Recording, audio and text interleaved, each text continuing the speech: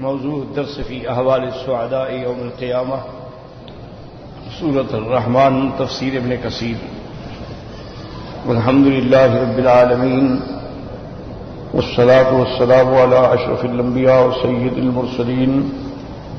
سيدنا محمد وعلى آله وأصحابه أجمعين. اللهم صل على سيدنا محمد وعلى آل سيدنا محمد كما صليت على إبراهيم وعلى آل إبراهيم في العالمين إنك حميد مجيد. قال الله تبارك وتعالى في كلامه المجيد: بسم الله الرحمن الرحيم فيهن خيرات حسان فبأي آلاء ربكما تكذبان ولا بشيء من نعم ربنا نكذب. حور مقصورات في الخيام فبأي آلاء ربكما تكذبان لم يطمثهن إنس قبلهم ولا جان فبأي آلاء ربكما تكذبان متكئين على رفرف خضر وأبقري حسان فبأي آلاء ربكما تكذبان تبارك اسم ربك ذي الجلال والإكرام.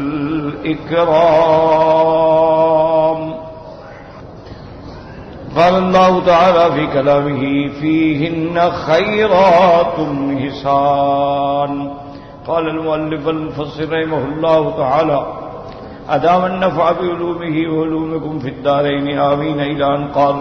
قيل المراد خيرات كثيرة حسنة في الجنة. اب مفسر رحمۃ اللہ علیہ فرماتی ہیں کہ خیرات سے مراد ہے یعنی بہت نیکی والی بہت بھلائیوں والی وہ عورتیں ہوں گی جنت میں. وقیل خیرات جمع خیرہ وہی المرأة الصالحة الحسنة الخلق الحسنة الوجه. اور بعض علماء فرماتے ہیں کہ خیرات جو ہے خیرہ سے ہے اور خیرہ کا مراد یہ ہے کہ ایک ایسی عورت جو اعمال کے لحاظ سے خلق کے لحاظ سے بھی صالحہ ہو اور حسن کے لحاظ سے بھی خوبصورت ہو اس کو کہتے ہیں خیرات. قاله الجمهور وروى مرفوعا عن ام سلمة رضي الله تعالى عنها. وفي الحديث الآخر الذي سنورده في سورة الواقعة إن شاء الله تعالى أن الحور العين يغنين. اب مفسر رحمۃ اللہ علیہ فرماتے ہیں کہ ہم انشاءاللہ تبارک و تعالی مفصل حدیث جو ہے وہ سورۃ الواقعہ کے اندر انشاءاللہ ذکر کریں گے جس میں یہ آتا ہے کہ ان الحور العین حور عین جو ہیں جنت میں وہ گانا گائیں گی اور اس میں الفاظ کیا ہوں گے نحن الخیرات الحسان. ہم نیک اعمال صالحہ اور حسن و جمال والی ہیں. خلقنا لازواج کرام. اللہ تبارک و تعالی نے ہمیں اپنے نیک بندوں کے لیے پیدا فرمایا ہے کیونکہ حور عین جو ہے یاد رکھیں کہ قیامت میں یعنی جنت میں مومن کے لیے ایک تو دنیا کی بیوی ہوگی جو اس کی بیوی تھی اور یہ بھی یاد رکھیں کہ مثلا ایک آدمی کی بیوی ہے اس نے طلاق دے دی اب اس نے دوسری شادی کر لی تو بھئی وہ جنت میں کس شوہر کو ملے گی. اس میں دو قول ہیں. ایک قول تو یہ ہے مفسرین فرماتے ہیں کہ اس کو اللہ اختیار دیں گے کہ دونوں شوہروں میں سے وہ جس کو چاہے پسند کرے اس کے ساتھ رہے کیونکہ انہوں نے اس آیت سے استدلال کیا ہے کہ جنت میں جو آدمی خواہش کرے گا پوری ہوگی. تو اگر وہ خواہش کرے گی کہ میں پہلے شوہر کے ساتھ رہنا چاہتی ہوں تو اللہ اس کے ساتھ رکھے. اور بعض علماء فرماتے ہیں اور جمہور کا قول یہی ہے، یعنی راجح قول یہی ہے کہ نہیں، جس کی عصمت نکاح میں عورت فوت ہوگی قیامت میں اس کو ملے گی۔ یعنی اگر ایک آدمی نے طلاق دے دی یا مثلا بیوہ ہو گئی، اس نے دوسری شادی کر لی، اب اس کے نکاح میں وہ فوت ہوئی ہے تو گویا اس کی بیوی ہے، اس کے حق میں وہ فوت ہوئی ہے، تو قیامت والے دن بھی اللہ تبارک و تعالیٰ اس کو اسی خاوند کی بیوی بنائیں گے جس کے عصمت نکاح میں وہ فوت ہو۔ اور دوسری بات یہ یاد رکھ لیں کہ جنت میں جو اللہ نے حوریں بنائی ہیں وہ اس طرح نہیں پیدا ہوئی جیسے دنیا کی عورتیں پیدا ہوتی ہیں کہ ماں کے پیٹ میں اور پھر 9 مہینے کا حمل اور پھر ولادت اور وضع حمل اور رضاعت اور پھر بچپنا پھر شباب، وہ تو اللہ کے حکم سے کن فیکون بس پیدا ہو گئی۔ اللہ تبارک و تعالیٰ نے ان کو اپنی شان کن فیکون سے پیدا فرمایا۔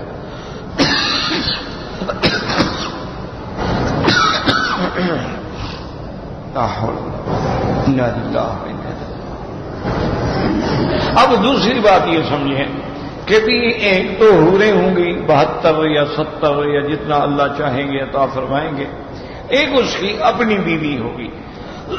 وہ 1 ہے، وہ 2 ہے، وہ 3 ہے، وہ 4 ہے، وہ بھی خاوند کو ملے گی۔ تو کیا ان 2 میں افضل کون سی ہوگی؟ یعنی وہ دنیا والی بیوی افضل ہوگی یا حور العین افضل ہوگی؟ تو بعض مفسرین کرام فرماتے ہیں کہ حور عین جو ہے وہ افضل ہوگی، چونکہ وہ ایک ایسی عورت ہے کہ جس نے کبھی گناہ ہی نہیں کیا، وہ ایک ایسی عورت ہے جس نے کبھی نظر اٹھا کے غیر کو دیکھا تک نہیں ہے۔ دنیا کی عورت بہت بڑی نیک بھی ہو تو انسان ہے، کبھی غفلت سے کبھی اچانک بھی کسی کے نظر غیر محرم پہ پڑ جاتی ہے، کبھی غصے میں کوئی زبان سے لفظ بھی غلط نکل جاتا ہے، اور کبھی عورت جو ہے وہ جھوٹ بھی بول لیتی ہے۔ تو بہرحال معنی یہ ہے، وہ فرماتے ہیں کہ وہ مخلوق جس کو اللہ نے پیدا کیا ہے وہ چونکہ گناہوں سے پاک ہیں، معصوم ہیں،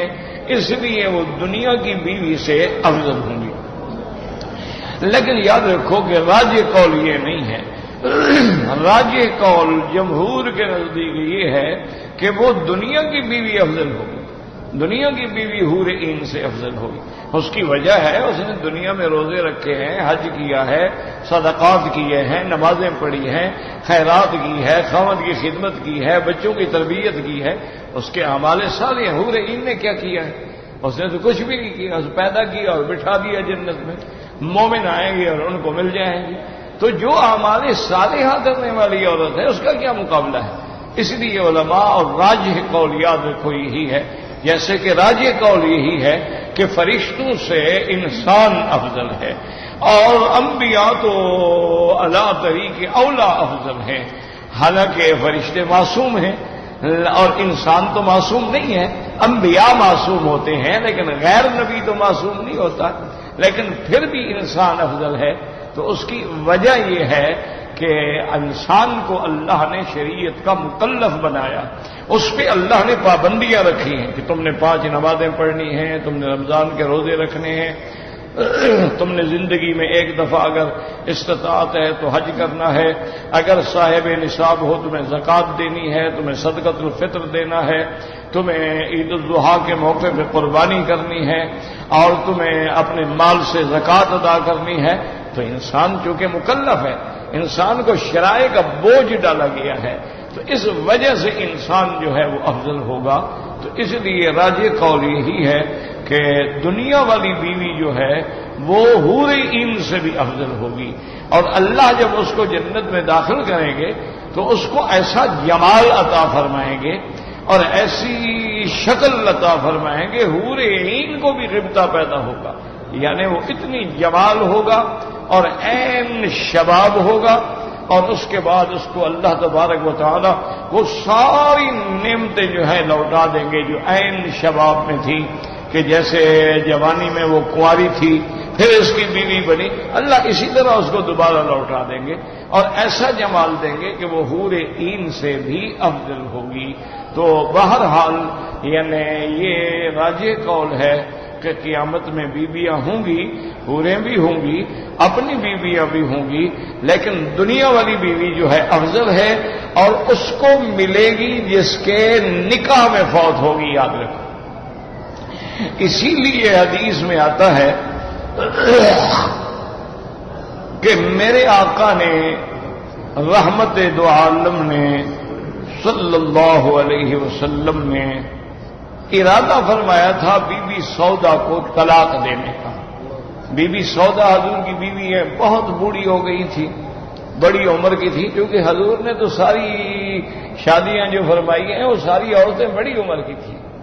کنواری لڑکی تو صرف سیدہ عائشہ تھی، اس کے علاوہ تو کوئی عورت بھی حضور پاک کی بیویوں میں کنواری نہیں ہے، یا مطلقہ ہے یا بیوہ ہے۔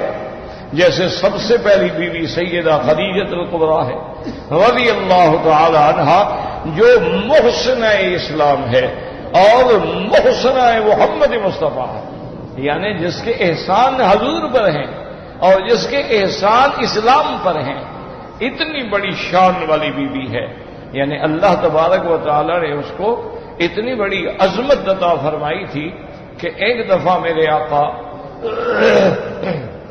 محبوب دو عالم صلی اللہ علیہ وسلم گھر میں تشریف لے گئے تو حضور کی عمر 25 سال تھی جب نکاح ہوا، اور بی بی خدیجہ کے 2 شوہر پہلے تھے اس سے،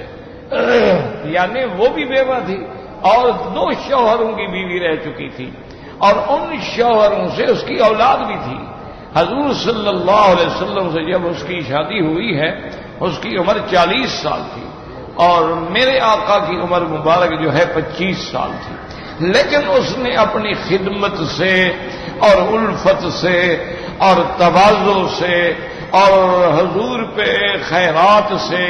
صدقات سے اتنا مؤثر کیا کہ حضور نے اس کی زندگی میں اور کوئی شادی نہیں کی۔ تو ایک دن جب حضور تشریف لے گئے تو بی بی خدیجہ الکبریٰ نے دیکھا کہ آج حضور پریشان ہے، حضور صلی اللہ علیہ وسلم کے چہرے پہ حزن ہے، ملال ہے، غم ہے۔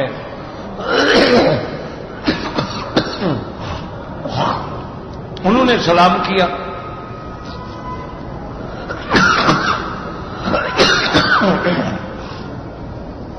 اور اس کے بعد عرض کیا کہ اضحک اللہ سنک یا رسول اللہ، اللہ ہمیشہ آپ کو مسکراتا ہوا رکھے، خیر تو ہے، کیا بات ہے؟ حضور نے فرمایا خدیجہ میں نے آج کچھ لوگ دیکھے ہیں جو اتنا مفلوق الحال ہیں، اتنے مسکین ہیں، ان کے گھر میں ایک وقت کا کھانا بھی نہیں ہے، ایک وقت فاقہ کرتے ہیں اور ایک وقت کو 2 کھجوریں نصیب ہو جاتی ہیں، کوئی ٹکڑا روٹی کا نصیب ہو جاتا ہے،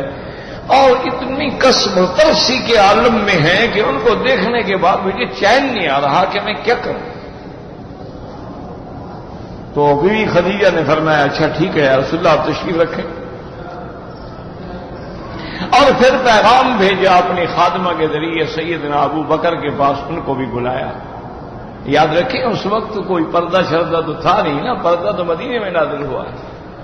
اور بی بی خدیجہ تو فوت ہی مکے میں ہو گئی، اس وقت تک تو احکام نہیں آئے تھے حجاب کے، لیکن وہ بڑی باحیا عورتیں تھیں، بڑی با عزت عورتیں تھیں، بڑی با عفت عورتیں تھیں، آج کل کی طرح یہ ماڈل نہیں تھیں، آج کل کی طرح یہ شوبز کی لڑکیاں نہیں تھیں، آج کل کی طرح یہ اوریانی اور فحاشی ان کے تصور میں نہیں تھی،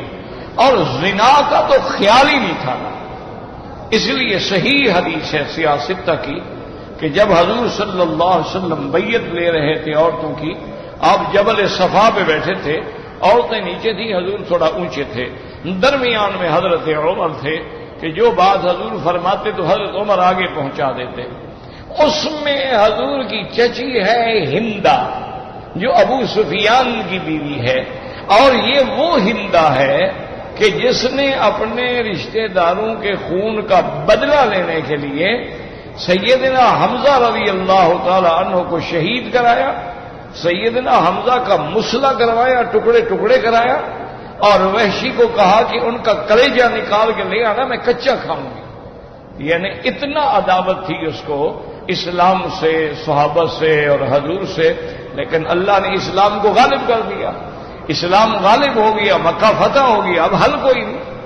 تو بی بی ہندا کہتی ہیں کہ میں بڑی طویل القامت تھی، میرا بڑا لمبا قد تھا، تو میں دور سے پہچانی جاتی، اور پھر حضور کی چچی ہے، کوئی غیر عورت تو نہیں ہے نا، حضور کے چاچے کی بیوی ہے، سکے چاچے کی بیوی ہے اور چچی ہے، تو کہتی ہے کہ میں تھوڑا سا اپنے آپ کو جھکا کے آؤ تو میں بیٹھ گئی کہ حضور مجھے پہچان نہ لیں، میری بیعت ہو جائے، جب قبول ہو گئی بیعت پھر تو مجھے حضور سزا نہیں دیں گے، پھر تو میں مسلمان ہو گئی، لیکن اگر بیعت سے پہلے حضور نے مجھے دیکھ لیا اور حکم دیا کہ پہلے اس کو سزا دو باقی کی بیعت کریں گے، پھر تو میں نہیں بچ سکتی۔ اب حضور پاک نے اس آیت کے مطابق یا ایھا النبی اذا جاءک المؤمنات یبایعنک علی اللہ یشرکن باللہ شیئا ولا یسرقن ولا یزنین ولا یقتلن اولادہن۔ اللہ نے فرمایا میرے محبوب، میرے نبی، پیارے نبی صلی اللہ علیہ وسلم، اذا جاءک المؤمنات، جب ایمان والی عورتیں آئیں، لیکن قرآن سمجھو، اگر وہ ایمان پہلے لا چکی ہیں تو بیعت کرنے کی کیا ضرورت ہے؟ بھئی اگر مومنہ ہے عورت، بیعت تو اس کی ہو رہی ہے نا جو کافرہ ہے، اس کے ساتھ شرط ہو رہی ہے نا کہ اللہ کے ساتھ شرک نہیں کرو گے، تو وہ تو پہلے مومنہ ہے۔ قرآن کہہ رہا ہے جاءک المؤمنات، کہ جب مومنات، مومن عورتیں آئیں بیعت کے لیے، تو علماء نے یاد رکھو جواب دیا، اللہ چونکہ جانتے تھے کہ یہ ایمان لائیں گی، اس لیے اللہ نے ان کو پہلے سے مومنات فرما دیا۔ اللہ کے آگے تو کوئی چیز چھپی نہیں نا، اللہ جانتے، اور یہ بھی جانتے تھے کہ یہ مسلمات نہیں، مومنات، پکا ایمان لانے کے لیے آئی ہیں، یہ صحیح معنوں میں مومنہ بنے گی۔ جب حضور کی خدمت میں آئے تو پہلی شرط یہ تھی کہ اللہ یشرکن باللہ شیئا، اللہ کے ساتھ شریک نہیں ٹھہرائیں گی، کیونکہ یاد رکھو شرک اور بدعت کی بیماری جو ہے وہ عورتوں میں زیادہ ہوتی ہے، مردوں سے زیادہ عورتوں میں ہوتی ہے۔ وہ گھر والوں کو مجبور کرتی ہے، مزار پہ جانا ہے، میں نے نظر مانی ہے، میں نے نیاز چڑھانی ہے،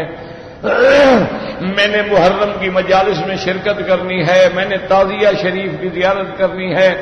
اور یہ سارے مرضیں جو ہیں نا عورتوں میں زیادہ ہوتی ہیں۔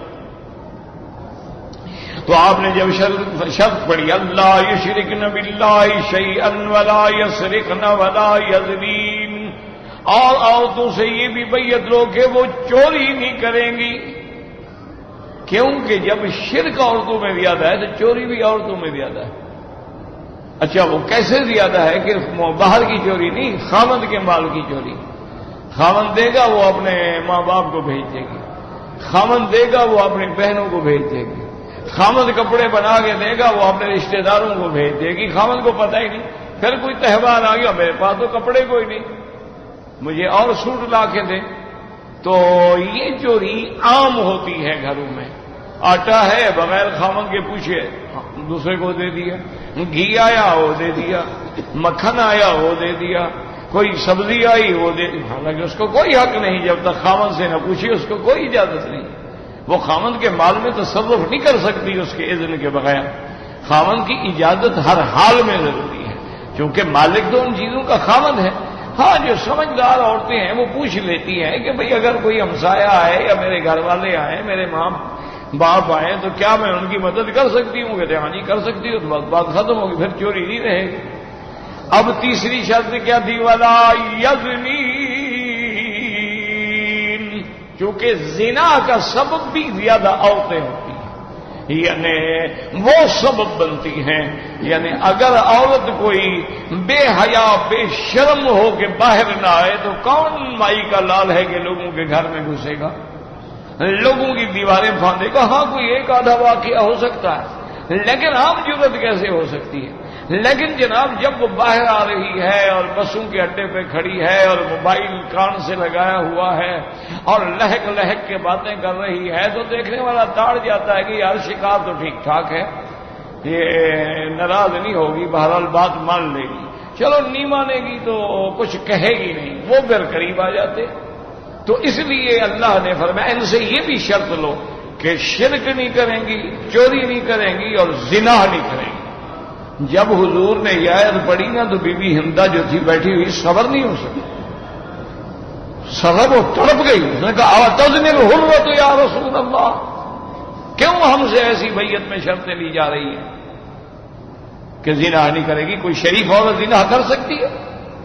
زنا تو گندی عورتیں کرتی ہیں، کنیزیں کرتی ہیں، جاریہ کرتی ہیں،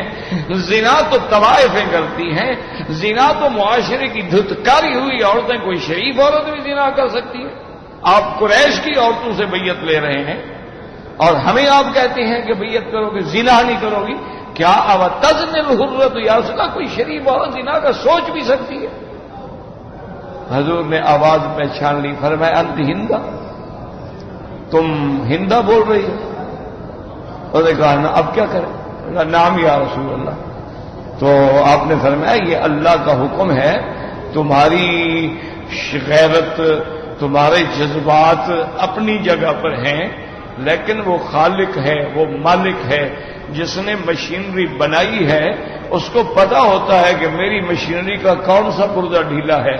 اس نے پیدا کیا ہے، اس کو پتا ہے کہ عورت نے کیا کیا خطا کرنی ہے۔ یہ ضروری نہیں ہوتا کہ ہر عورت کرے،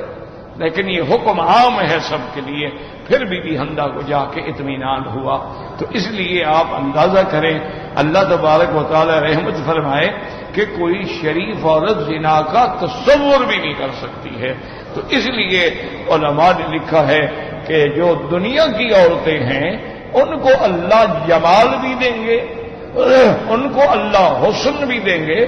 اور وہ اسی کی بیوی بنے گی جس کی عصمت میں مرے گی۔ اس پہ میں نے حدیث عرض کی تھی بی بی سودا رضی اللہ تعالی عنہا کی۔ حضور پاک نے ارادہ فرما لیا کہ میں طلاق دے دوں تاکہ بیچاری آزاد ہو جائے، میرے حقوق ادا کرنے کے بھی قابل نہیں رہی، بوڑھی ہو گئی ہے بیچاری۔ تو بی بی سودا کو پتہ چلا تو اس نے حضور کی خدمت میں درخواست کی کہ حضور میری بات سن لیں۔ حضور نے فرمایا ہاں سودا کیا کہتی؟ اس نے کہا یا رسول اللہ آپ جانتے ہیں کہ میں بوڑھی ہو گئی ہوں، مالی فی الرجال، اب مجھے تو کسی یعنی مرد کی خواہش ہی نہیں رہی، لیکن میری صرف ایک تمنا ہے، خدا کے لیے مجھے طلاق نہ دے، میں چاہتی ہوں کہ قیامت میں آپ کی بیوی بن کے اٹھے، مجھے اس نعمت سے تو محروم نہ کریں۔ باقی دنیا کے اندر جو میرا دل ہے، انی وہبت لعائشہ، میں نے اپنا دن جو ہے وہ بی بی عائشہ کو دے دیا ہے۔ تو مانا یہ ہے کہ باقی بیویوں کے بعد آپ ایک دن رہیں گے تو بی بی عائشہ کے بعد 2 دن رہیں گے، کہ ایک دن بی بی سودا کا بھی ان کو مل گیا۔ تو حضور نے طلاق نہ دی، تو مانا یہ ہے کہ جس کے نکاح میں ہوگی عورت جنت میں اسی کو ملے گی، اس لیے بی بی سودا نے یہ تمنا کی۔ اسی طرح غضب رسول اللہ صلی اللہ علیہ وسلم فطلق حفصہ، حضور پاک ناراض ہو گئے،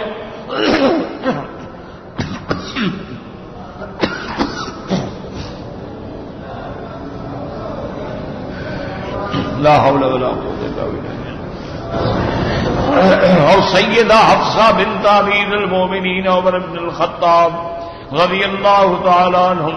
آپ نے بی بی حفصہ کو طلاق دی، غصے میں حضور نے طلاق دی، کیونکہ بی بی حفصہ نے حضور کا راز جو تھا نا وہ بی بی عائشہ کو بتا دیا۔ بی بی عائشہ اور بی بی حفصہ سہیلیاں تھیں،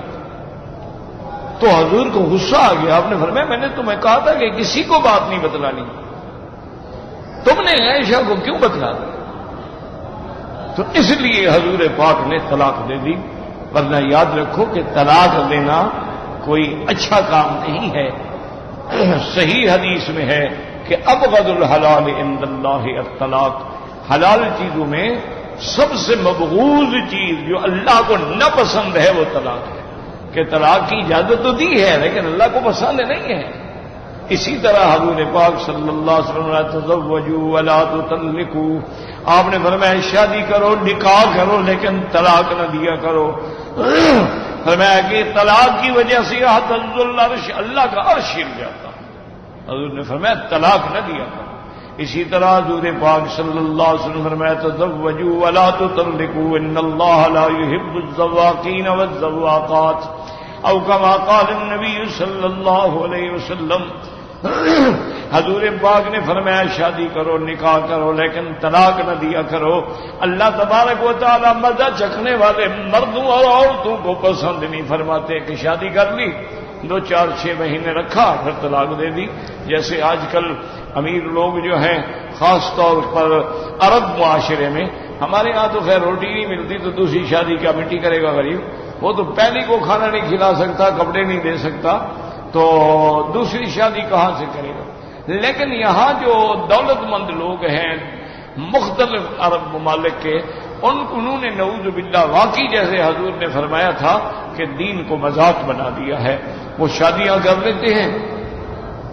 اچھا جی میں نے 3 مہینے یورپ میں رہنا ہے، ٹھیک ہے، جاتے ہوئے شادی کر لی، تو جب آئے طلاق دے دی، پھر دوسرے ملک میں گئے وہاں شادی کر لی، واپس آئے پھر طلاق دے دی۔ تو یہ جو ہے یہ اللہ کو ناپسند ہے کہ تم نے کیا کر رکھا ہے، شریعت کا بہانہ کر کے، یعنی نعوذ باللہ تم مختلف عورتوں سے مزہ لینا چاہتے ہو۔ شادی کرنی ہے نا، ایک نیت ہی سے شادی کرو کہ میں نے نبھانا ہے، اس لیے تو نہیں ہے نا کہ پہلے دل میں ہوتا ہے کہ یار میں نے یہاں اس ملک میں 1 مہینہ رہنا ہے، 1 مہینے کے بعد چھوڑ دیں گے۔ اچھا یہ جتنے غریب ملک ہیں نا، اللہ معاف کرے،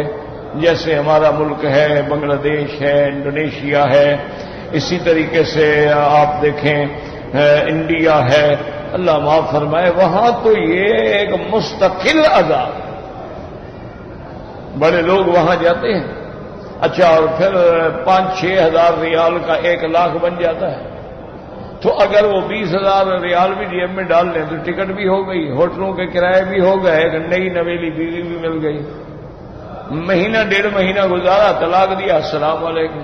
اچھا وہ بھی غریب لوگ ہوتے ہیں بیچارے، وہ لڑکیاں دے دیتے ہیں کہ چلو بھی 3 لاکھ 4 لاکھ دے رہا ہے، چلو ہماری لڑکی کو چھوڑ جائے گا، پھر کسی اور جگہ شادی ہو جائے گی، ابھی ہم اپنا کوئی گھر بنا لیں گے، کٹیا بنا لیں گے، 2 کمرے ڈال لیں گے، کوئی روٹی کا ذریعہ تو بن جائے گا۔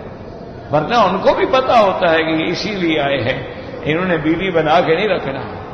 یہ فوراً طلاق دے دیتے ہیں، تو اس کو بھی اللہ کے نبی نے ناپسند فرمایا۔ ہاں حالات ہیں جیسے حضور پاک نے طلاق دے دی، اور یہ بھی حکمت ہے کہ اگر حضور طلاق نہ دیتے تو امت قیامت تک کیا کرتے، امت کے لیے تو راستہ ہی نہیں تھا نا پھر نکلنے کا۔ اور لوگ کہتے بابا جب تمہارے پاک پیغمبر نے طلاق نہیں دی ہے تو تم کیوں دے رہے ہو؟ تو حضور کے ہر عمل میں، ہر قول میں حکمت ہے، اللہ نے اس کو قیامت تک نمونہ بنانا ہے امت محمد مصطفیٰ کے لیے صلی اللہ علیہ وعلا آلہ واصحابہ وسلم تسلیما کثیرا کثیرا۔ تو آپ نے بی بی حفصہ کو طلاق دے دی۔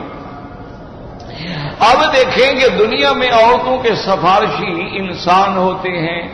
ماں باپ آتے ہیں، بھائی آتے ہیں، رشتہ دار آتے ہیں، یار تم نے کیا کیا، کیوں طلاق دے دی، مہربانی کرو اپنی بیوی کو واپس لو، کیوں گھر برباد کر رہے ہو۔ لیکن بی بی حفصہ کا دیکھیں سفارشی کون ہے، اللہ تبارک و تعالی۔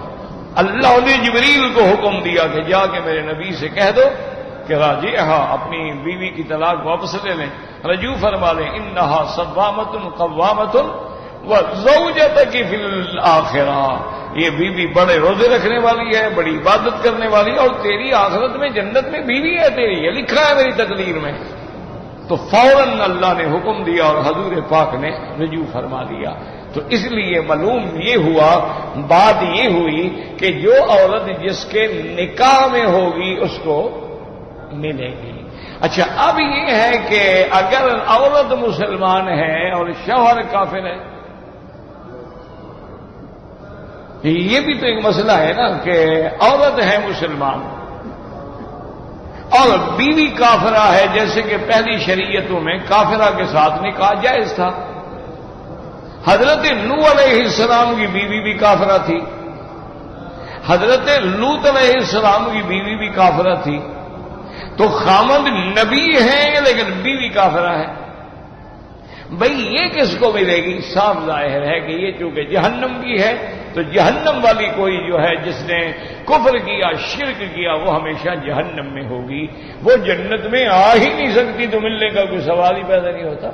ان حرمہ اللہ علیہ الجنہ، اللہ نے تو اس پہ جنت کو حرام کر دیا،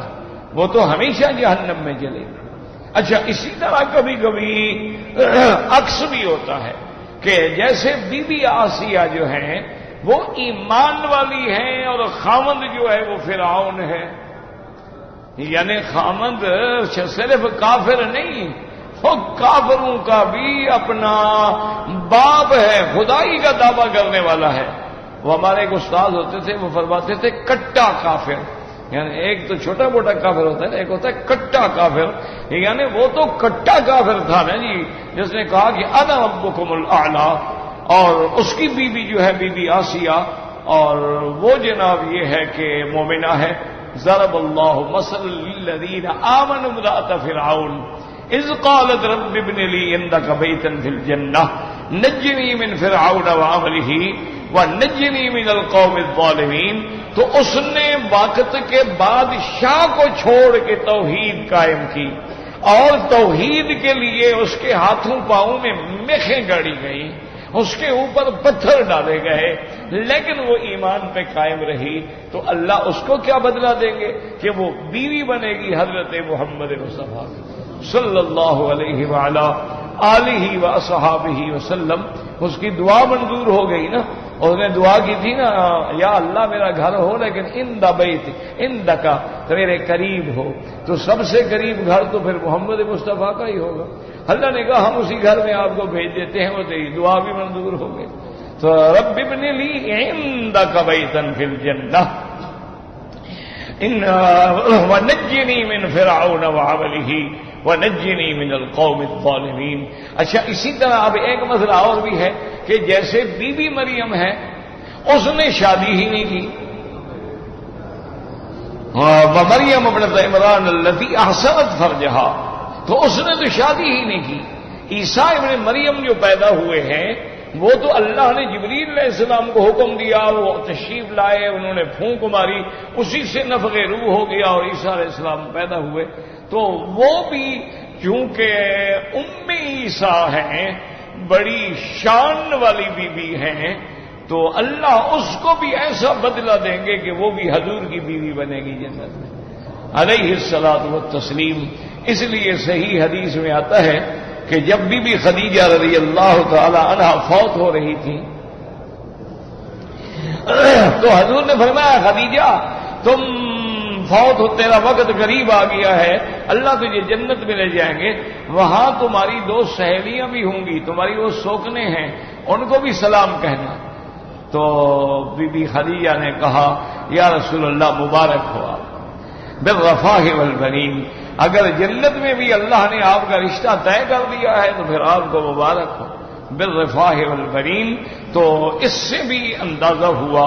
اور یہ وہ بی بی خدیجۃ الکبریٰ ہیں کہ حضرت ابو بکر آ گئے، حضور پاک تشریف فرما تھے، تو حضرت صدیق فرماتے ہیں کہ بی بی خدیجہ گھر میں گئی اور اپنی کنیزہ کو ساتھ لیا، اور واپس آئی تو حضور کے سامنے پیسوں کا ڈھیر لگا دیا، یعنی حضور بیٹھے نا تو آپ کے سامنے وہ پیسے اس زمانے میں تو یہ چاندی وغیرہ کے ہوتے تھے نا، درہم ہوتے تھے، دنانیر ہوتے تھے، یہ کاغذوں والا کام جو ہے یہ تو ہم نے شروع کیا ہے نا، کیونکہ اچھا وہ درہم و دنانیر جب تک چاندی سونے میں تھے نا تو محفوظ تھے، جب سے کاغذ بنے جتنے چھاپ لو، اب سونے چاندی والے تو نہیں بنا سکتے تھے نا آپ جھوٹے، اس سے تو آپ کی ویلیو جو تھی کرنسی کی وہ اور بڑھتی چلی جاتی، وہ کبھی گرتی ہی نہ، آپ برباد ہی نہ ہوتے۔ اللہ نے اسلام میں نقدین تو کہا ہی سونے چاندی کو ہے، اس بات کو یہودی سمجھ گیا، وہ آج ٹاپ پہ بیٹھا ہوا ہے، مسلمان نہ سمجھا وہ کار مذلت میں گر گیا ہے، ہر کسی سے قرضہ لینے کے لیے کشکول پکڑ کے کھڑا ہے۔ یہودی سمجھ گیا، اس نے سونے پہ کنٹرول کیا، اس نے چاندی پہ کنٹرول کیا، اس نے معدنیات پہ کنٹرول کیا، اس نے ڈائمنڈ کی مارکیٹ پہ کنٹرول کیا۔ نتیجہ یہ نکلا کہ لیور آف اکانومی جو ہے اس کے ہاتھ میں آ گیا، وہ جس کو چاہے جنازہ پڑھ دے اور جس کو چاہے اوپر لے آئے، جس کرنسی کو چاہے تباہ کر دیں، جس کو چاہے مضبوط کر دیں۔ مسلمان جو ہے ماشاءاللہ ہمارا تو کام ہی یہی ہے نا کہ اگر کچی کپاس ہو جائے یا گنے کا ریٹ زیادہ لگ جائے تو مقدمہ کر دیا، یا کسی کی لڑکی لے لی، یا کسی کو قتل کر دیا، اور مقدمے لڑتے لڑتے باقی جائیداد بھی ختم۔ انا للہ و انا الیہ راجعون۔ تو بی بی خدیجہ نے حضور کے سامنے دولت کا ڈھیر لگا دیا، حضرت صدیق فرماتے ہیں وہ ڈھیر اتنا اونچا ہو گیا تھا کہ حضور بیٹھے ہوئے تھے نا، حضور سے بھی اونچا نظر آ رہا تھا، تو خود اندازہ کریں گے وہ کتنا دولت ہوگی۔ اور اس کے بعد بی بی خدیجہ نے کہا یا رسول اللہ انفق فی سبیل اللہ، حضور اب یہ سارا مال آپ کا ہے، اس کو اللہ کے راستے میں خیرات کریں، آپ اداس کیوں ہوتے ہیں، آپ پریشان کیوں ہوتے ہیں؟ تو سیدہ خدیجہ جو ہیں رضی اللہ تعالی عنہا محسن اسلام بھی ہیں، محسن محمد مصطفیٰ بھی ہیں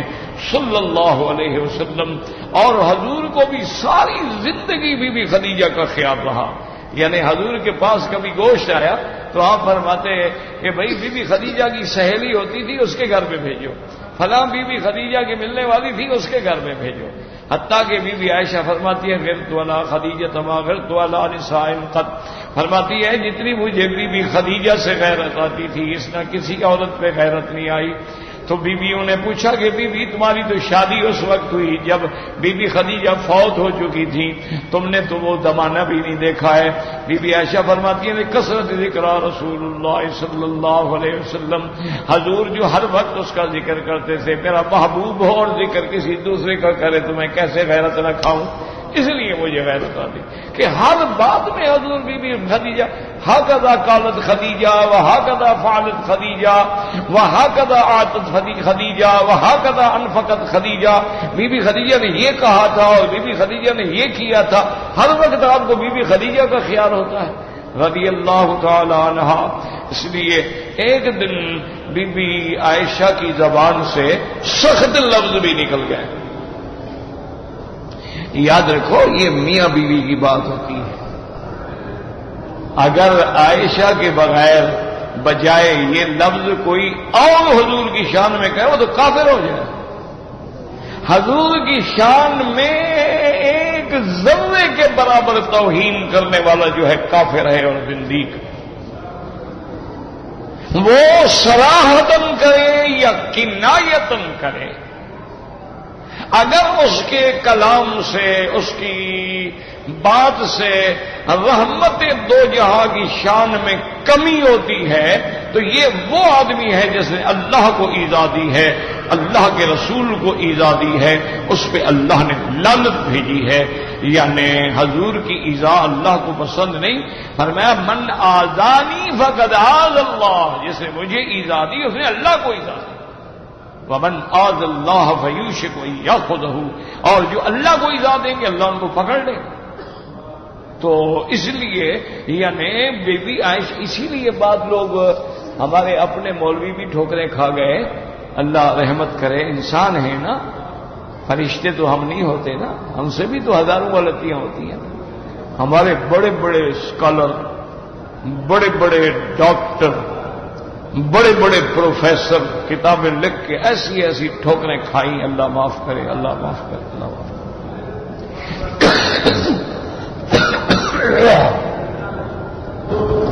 یہ لفظ لکھ بیٹھے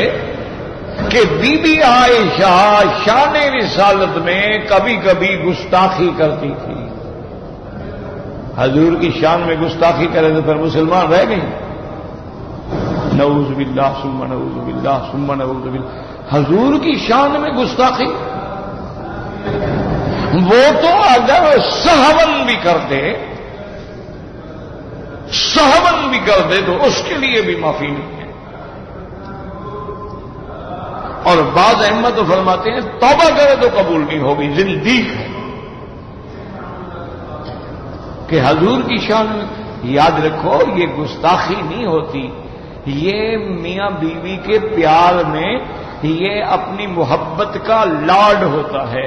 اس محبت میں آگے بیویاں ایسی باتیں کہتی ہیں تو یہ تو میاں بیوی کے درمیان میں ہے۔ تم اپنی کتابوں میں یہ لفظ لکھتے کہ حضور نے فرمایا ہوتا کہ تم گستاخ ہو تو پھر رکھتے حضور اس کو گھر میں؟ جب سرکار دو عالم نے نوٹس نہیں دیا تو ہم کون ہیں نوٹس لینے والے؟ اس لیے یاد رکھو وہ گستاخی نہیں تھی۔ جیسے کہ جب آیت براءت نازل ہوئی، قرآن نازل ہوا بی بی عائشہ کی شان میں، تو آپ کے ابا نے بھی اور آپ کی اماں نے بھی، بی بی ام رمان نے بھی اور حضرت ابو بکر نے بھی رضی اللہ عنہ، انہوں نے کہا یا عائشہ قومی فشکری رسول اللہ، عائشہ اٹھو اللہ کے نبی کا شکریہ ادا کرو، آج اگر نبی نہ ہوتا تیری شان میں قرآن کہاں سے اترتا؟ اگر اللہ کا پیغمبر نہ ہوتا تو کون تیری صفائی کے لیے عرش سے قرآن نازل کرتا؟ حضور کا شکریہ ادا کرو۔ بی بی عائشہ فرماتی ہیں میں بستر پہ بیٹھی تھی اور فوراً کہا کہ لا اشکر رسول اللہ، میں حضور کا شکریہ نہیں کرتی۔ اب یہ بات بی بی کہہ سکتی ہے، خدا کے بندے یہ بات تو ابو بکر بھی نہیں کر سکتا، یہ بات تو صحابی بھی نہیں کہہ سکتا، یہ لاڈ ہے۔ تو بی بی عائشہ نے کہا کہ لا اشکر رسول اللہ، میں اپنی اماں ابا سے کہ اماں ابا میں حضور کا شکریہ ادا نہیں کرتی، حضور نے تو میری بات کا اعتبار ہی نہیں کیا، میں کیوں شکریہ ادا کروں؟ انی اشکر اللہ، میں تو اس خدا کا شکر کروں گی جس نے میری صفائی اتاری۔ تو یہ لاڈ ہے، یہ محبت ہے، اور میاں بیوی محبت میں بہت بڑی بڑی باتیں کہہ جاتے ہیں اور ان کو گستاخی نہیں سمجھا جاتا، ان کو گستاخی پہ محمول نہیں کیا جاتا۔ اسی طرح ایک دن بی بی عائشہ فرماتی ہیں حضور جو تعریف کر رہے تھے نا بی بی خدیجہ کی، مجھے غیرت آ گئی، غیرت آئی تو بی بی عائشہ نے چڑ کے کہہ دیا کہ یا رسول اللہ انہا امرأۃ عجوزہ، ایک بڑی عورت تھی قریش کی، آپ سے پہلے بھی اس کی اتنی اولادیں تھیں، کس کو یاد کر رہے ہیں آپ؟ ایک بڑی عورت تھی اور اولاد والی عورت تھی اور 40 سال کی ہو گئی تھی، اور جس وقت کے عورت کے جذبات بھی ختم ہو جاتے ہیں، آپ ہر وقت بی بی خدیجہ، حضور غصے میں آ گئے، فرمایا عائشہ کیا کہہ رہی؟ فرمایا عائشہ تم اس وقت میرے گھر میں آئی ہو جب اسلام مدینے میں غالب آ گیا تھا، اور خدیجہ نے اس وقت میرا ساتھ دیا جب اللہ کے سوا میرا کوئی نہیں تھا۔ فرمایا تم خدیجہ کا مقابلہ کرتی ہو؟ خبردار بی بی خدیجہ کے بارے میں اگر لفظ نکلا، بی بی خدیجہ نے تو میرا اس وقت ساتھ دیا ہے جب محمد نبی کا کوئی بھی نہیں تھا۔ میں غار حرا پہ جاتا تھا تو بی بی خدیجہ ہی تھی جو میرا کھانا پہنچاتی تھی، بی بی خدیجہ ہی تھی جو میرے لیے ستو تیار کرتی، کچھ آپ چنے تیار کرتی، کھجور تیار کرتی، پانی کے مشکیزیں تیار کرتی، اور جب کفار میرا مقابلہ کر رہے تھے تو میرا ساتھ دینے والی بی بی خدیجہ تھی۔ تم تو اس وقت آئی ہو میرے گھر میں جب اسلام غالب آ گیا، جب مدینہ منورہ میں ہمارا غلبہ ہے، تو اس نے قربانیاں دی ہیں، میں بی خدیجہ کے احسانات کو کیسے بھول سکتا ہوں؟ تو اس لیے ہمیشہ یاد رکھیں کہ قول الجمہور یہی ہے کہ جنت میں عورتیں جائیں گی، اس کی بیوی حوروں سے بھی زیادہ خوبصورت ہوگی، اور اس لیے ایک روایت میں یہ بھی آتا ہے کہ دنیا کی بیوی کا اور جنت کی بیویوں کا ایک دفعہ مقابلہ بھی ہوگا۔ وہ کہیں گی کہ دیکھو ہم تو اتنی محفوظ ہیں کہ ہم پہ کسی کی آج تک نظر نہیں پڑی، اور اللہ نے ہمیں خاص طور پہ پیدا فرمایا ہے، اور اللہ تبارک و تعالی نے ہمیں ایسا اخلاق دیا ہے اور ایسا جمال دیا ہے، ہم نے جنت میں زندگی گزاری ہے۔ لیکن مسلمان عورتیں جب جواب دیں گی کہیں گی کیا بی بی کیا کہہ رہے ہو؟ نحن صلینا وما صلیتم، ہم نے تو اللہ کی نمازیں پڑھی ہیں، تم نے تو کچھ بھی نہیں پڑھا ہے، ہم نے حج کیا ہے، تم نے تو حج نہیں کیا ہے، ہم نے تو روزے رکھے ہیں، تم نے تو روزے نہیں رکھے ہیں، ہم نے تو اللہ کے احکام کی اطاعت کی ہے اور تم نے تو کوئی اطاعت نہیں کی ہے، تم ہم سے کیسے افضل ہو سکتی ہو؟ تو ان کا بھی آپس میں ایک مکالمہ ہوگا، اور اللہ یعنی اس مومنہ عورت کو ایسا جمال دیں گے کہ حور العین بھی اس کا مقابلہ نہیں کر سکتی۔ اس لیے اللہ فرماتے ہیں فیہن خیرات حسان، بعض علماء نے فرمایا خیرات، یہ جو ہے لفظ خیرہ سے ہے، یعنی ایسی عورتیں جن کو اللہ تبارک و تعالی نے چن لیا ہے اخلاق میں بھی اور جمال میں بھی، اور بعض علماء نے فرمایا خیرات کثیرت، یعنی بہت بہتری، ہر وقت جن کی زبان پہ تسبیح ہوگی، تقدیس ہوگی، ہر وقت جن کی زبان پہ اپنے خاوندوں کی اطاعت کا زور ہوگا۔ اللہم ارزقنا الجنت بغیر حساب، یا اللہ ہم سب کو جنت الفردوس اور وہ بھی بغیر حساب کے عطا فرما دے۔ میرا مولا ہم کو حساب دینے کے قابل ہیں، ہم تیری دربار میں کیا منہ لے کے آ سکتے ہیں، لیکن تیری رحمت اتنی بڑی ہے، تیری رحمت اتنی بڑی ہے کہ وہ ہر چیز سے زیادہ ہے، تو اس رحمت کے کروڑویں درجے سے ہم پر بھی رحمت عطا فرما دے۔ اس لیے ایک دعا میں آتا ہے کہ یا رب کل شیء، یا رب کل شیء بقدرتک علی کل شیء فاغفر لی کل شیء لا تسألنی عن شیء، کہ یا اللہ تو ہر چیز کا رب ہے، میرے سارے گناہ معاف کر دے، مجھ سے کچھ بھی نہ پوچھنا، بغیر حساب کے مہربانی کر کے رحمت فرما دینا، اور تیری رحمت میں کوئی کمی بھی نہیں آئے گی۔ اللہ اعلم۔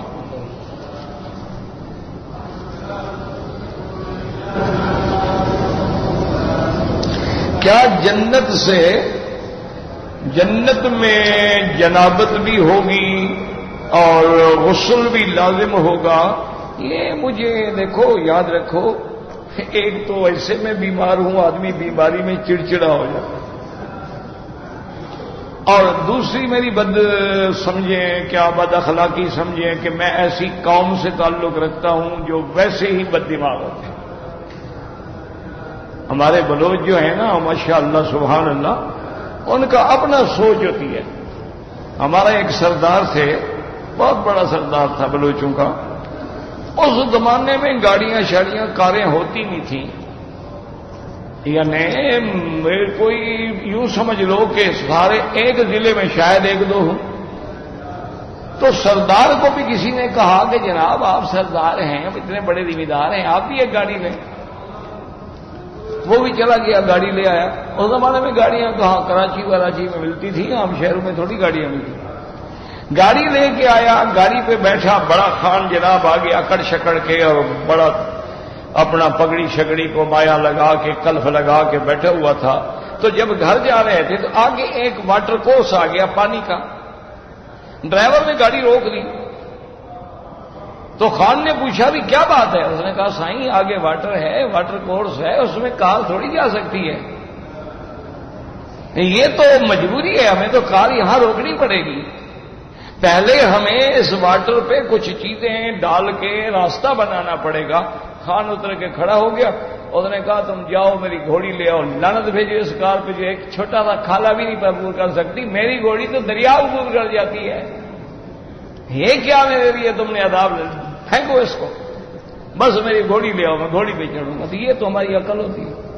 کہ اس کو اپنی گھوڑی جو تھی نا وہ زیادہ عزیز تھی۔ اب اس اللہ کے بندے سے پوچھو تمہیں یہی مسئلے ہیں، اور یہ جنت میں جنابت ہو گئی تو غسل کیسے ہوگا؟ بابا جنت میں تو شریعت ہے ہی نہیں، جب وہاں شریعت ہی نہیں، حکام ہی نہیں، عوامر نہیں، نواہی نہیں، تو مسائل پوچھنے کی ضرورت کیا ہے؟ وہاں ایسے حالات پیدا ہی نہیں ہوں گے۔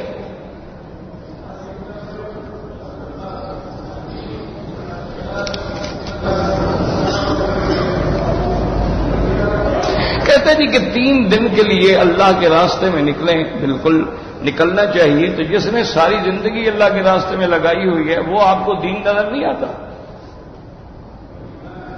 صرف تم دین اسی کو سمجھتے ہو،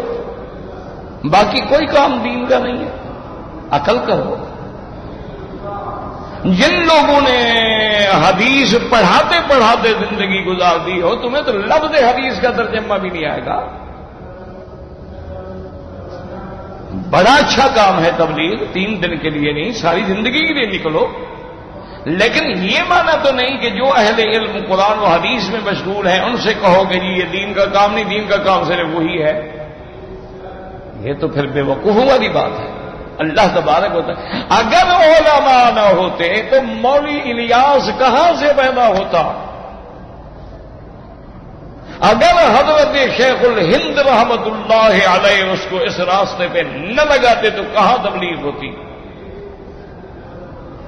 اگر علماء نہ ہوتے تو حضرت محمد یوسف کہاں سے پیدا ہوتے؟ اگر علماء نہ ہوتے تو حضرت انعام الحسن کہاں سے پیدا ہوتے؟ اگر علماء نہ ہوتے تو حضرت شیخ الحدیث محمد زکریا رحمت اللہ علیہم کہاں سے پیدا ہوتے؟ اگر علماء نہ ہوتے تو حضرت رائے پوری کہاں سے پیدا ہوتے؟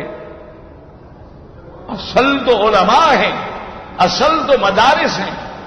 جو قلعے ہیں اسلام کے، اور جو اسلام کے لیے رجال کار بنا رہے ہیں، اور آگے وہ رجال جا کے کوئی دین کے کام میں جڑ گیا، کسی کو تبلیغ میں لگا دیا گیا، اور کسی کو فتوے پہ حضرت مفتی کفایت اللہ کو لگا دیا گیا، کسی کو نظام تصوف کی قرآن و سنت کے مطابق چلانے پہ لگا دیا گیا، اور کسی کو انگریز کے خلاف جہاد پہ لگا دیا گیا، تو یہ تو سارے کام دین کے ہیں۔ یہ بڑی مشکل ہوتی ہے، آج کل بیچارے پڑے ہوئے تو ہوتے نہیں، تو 3 دن لگا لیے، 40 دن لگا لیے، سمجھتے ہیں کہ باقی اب ہم آسمان سے 1-آدھا میٹر دور ہیں۔ یہ بھی نہ کیا کرو۔ ہم اس جماعت کو حق سمجھتے ہیں،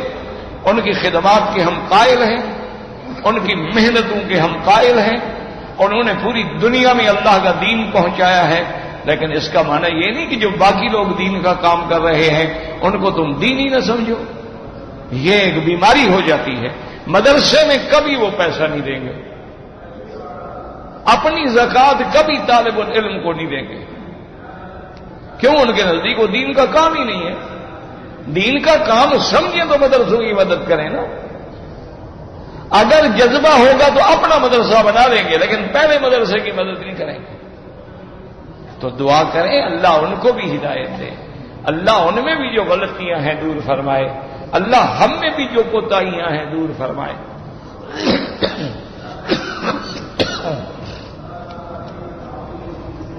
کہتے جی کہ برازیل سے جو مرغی آتی ہے بعض لوگ نہیں کھاتے، اچھا کرتے ہیں، کیونکہ اس کے ذبح کا کوئی یقین نہیں ہے نا، کوئی ہم نے اپنی آنکھوں سے تو نہیں دیکھا کہ ذبیحہ ہوتا ہے۔ اور بھی دنیا کے ملکوں سے آتی ہے، پولینڈ سے آتی ہیں، برازیل سے آتی ہیں، تو جو جانور یا مرغی یا پرندہ کافر ملک سے آئے اس پر کوئی اعتبار نہیں۔ اس کی وجہ یہ ہے میرے عزیز کہ 1,00,000 مرغی اگر روز کو بھیجنی ہو، چاہے اس کو چین بنا دیتے ہیں کہ مرغیاں لٹکتی آتی ہیں، ذبح کرتے جاؤ، کتنا ٹائم لگے گا؟ تو اس میں احتیاط کہتے ہیں۔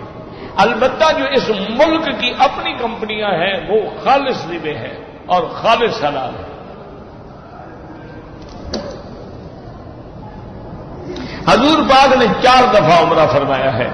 اور حج حضور پاک نے فرض ہونے کے بعد 1 فرمایا ہے۔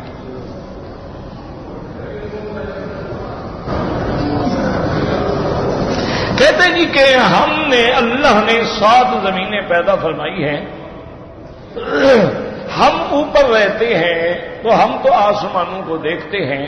تو جو ہم سے نیچے زمین والے ہیں ان کو بھی نظر آتا ہے، ایک دن چلے جاؤ جا کے دیکھ لو۔ مجھے تو پتہ ہے نہیں کیونکہ میں تو گیا نہیں نیچے،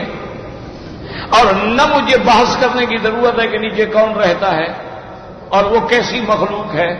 اس کو آسمان دیکھنے کی ضرورت بھی ہے کہ نہیں ہے۔ تمہیں شوق ہے تو ایک دن قبر میں بیٹھ جاؤ، اوپر سے کہو بند کر دو، پھر دیکھو تمہیں آسمان نظر آتا ہے۔ اللہ کے بندے یہ اللہ کے معاملات ہیں، اور یاد رکھیں کہ آسمانوں کے درمیان میں فاصلے ہیں، زمین کی تہ بر تہ میں فاصلہ ہی نہیں ہے تو ساتھ۔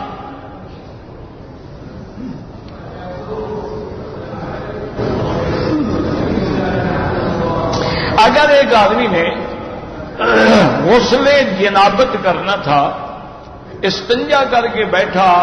اور پھر پیشاب آ گیا، پھر استنجا کرے، پھر وضو کرے، پھر غسل کرے، یہ کوئی بات ہے؟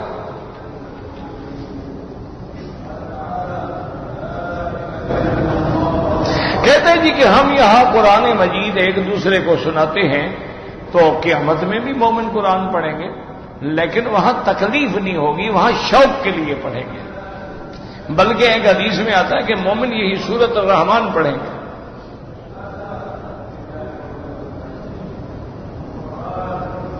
ہمارے والدین اور مشائخ جو فوت ہو گئے، اللہ سب کو جنت نصیب کرے، اور اللہ تمام کی اولادوں کی اصلاح فرمائے۔ ربنا تقبل منا انك انت السميع العليم وتب علينا انك انت التواب الرحيم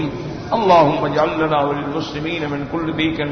من كل هم فرجا ومن كل ضيق مخرجا ومن كل بلاء عافيا وصلى الله تعالى على خير خلقه سيدنا محمد وعلى آله وصحبه أجمعين.